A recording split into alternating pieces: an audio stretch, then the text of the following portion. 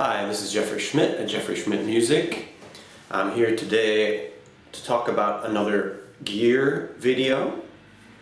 This video is about the RME Fireface UC, which is a pretty pricey and complete preamp. Here it is. So first thing we notice is the form factor. It is compact, half rack size, so it's rackable. Which has advantages and disadvantages. It's small, it's portable, you can take it with you, has tons of inputs and outputs for the size. The one disadvantage that I find with that is the fact that it can heat up a bit, particularly in the summertime. Sometimes how hot it gets bugs me and makes me wonder whether it's going to decrease the lifetime of the device. On the other hand, I have had it for 5 years with no problems whatsoever. So let's go over what's on the front panel. So here on the front panel we have two microphone inputs that can also double as instrument inputs. Then we have two instrument or line inputs. We have a button here that allows you to control the level of the inputs independently of a computer, so you can use this device remotely without controlling it via a computer if you want. You can select your inputs and your input levels with this knob, which also is a button that can be pushed. And we also have indicator lights here to show you whether you're receiving a word clock, whether SPDIF is active, whether ADAT is active, whether it's connected to a host computer or recording device, here with this light. And in one, out in two, out one and out two are also shown here in terms of MIDI inputs. And then we have the headphone jack. If we go to the back panel now, we have a DC input. So this device requires DC power. It is not USB powered. An on and off switch, which not all preamps have, which is definitely nice. It is a USB 2.0 device. It's a little on the older side.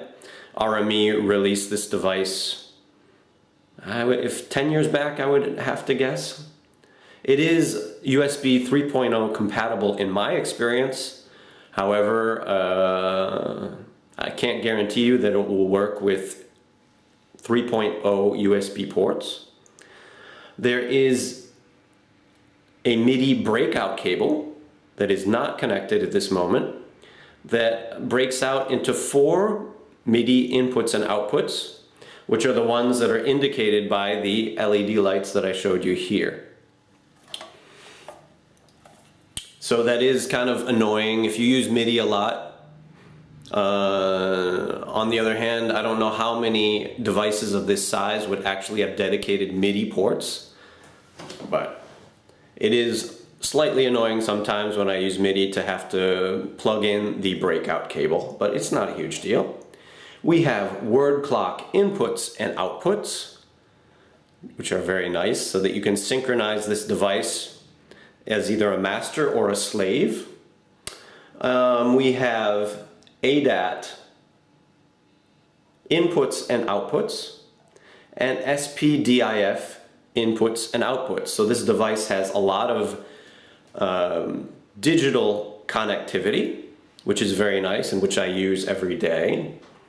And then we have balanced line outputs here, 6 line outputs, quite a few, and 4 balanced line inputs on the back as well, all of which are stereo jack, of course. So as you can see, this device has tons of connectivity for the size of it, the price of which, like I said, is that it tends to heat up a little bit. And like I said, I would never worry about the heat of it in the winter time, but in the summer it can be what I consider maybe a little problematic, maybe a little hot. Next, let's talk about the drivers. The drivers of this device are rock solid, and RME is well known for the solidity of their drivers. and many people are willing to pay the price, the high price that RME charges for their preamps because of their drivers. And I must say, I have never had a problem with drivers. I have had problems with the preamps of other drivers in the past, with certain other preamps that I've had, and I can tell you it's a real pain when you can't record just because the driver software is all goofy. So the driver software of RME is also very, very flexible. It's called Total Mix, and you can mix any input, any combination of inputs to any combination of outputs. So very flexible, very reliable, and very solid. This is a very big plus of this device, and all RME devices as far as I've heard. Let's talk about the preamp quality now. The preamps on this device are middling, especially for the price. It is a pricey device, and if you don't have external preamps, you may be disappointed by the preamp quality of this device. Now that I have external preamps, that doesn't bother me so much. But I was kind of personally disappointed when I bought this device and I didn't have external preamps yet. I must say that.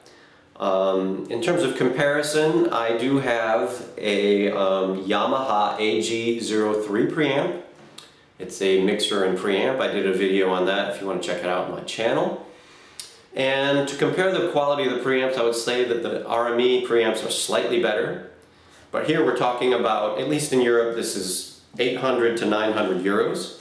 And the Yamaha is about a 100 euro preamp. And these preamps are only slightly better. So I definitely would not recommend buying the RME Fireface UC if you're really concerned about preamp quality and you don't have outboard preamps, because you're going to be disappointed. Not that they're bad, they're not horrible, they're fine, generic preamps, not too much power, not too much character, a tiny bit sketchy if you want to make high quality productions. So there you go. Quality of the converters is pretty good, but I have also upgraded my converters, so I don't even use the converters in this device anymore. I have MyTech converters, which I'll also do a video on at some point, which do improve the quality of the conversion. I think the quality of the conversion was pretty good for preamps at the time that this device was released. Like I said, probably about 10 years ago. Can't remember exactly. But now that technology has progressed, I think that the quality of the converters is probably a little middling, but fine, sufficient. So let's try to summarize basically why you might want to get and why you might not want to get the Fireface UC. Like I said, it is an older device, and so on the other hand, though, it is one of the lower priced RME preamps that's this complete. So if you want to get RME for the solid and excellent drivers, this might be a good choice, especially if you have outboard preamps and you're not too worried about the preamp quality. I still use the preamps from time to time if I'm recording multiple inputs. I have 2 outboard preamps, so if I ever go past 3, I do use the preamps on this device as a 3rd or 4th input. And especially if you want to build up a studio like I have, where you buy in the long term external converters, external preamps, this device is perfect. That's kind of the way I planned it when I bought this device, because you have all the digital connectivity that you would want to have in order to properly bypass this device in terms of preamps and converters,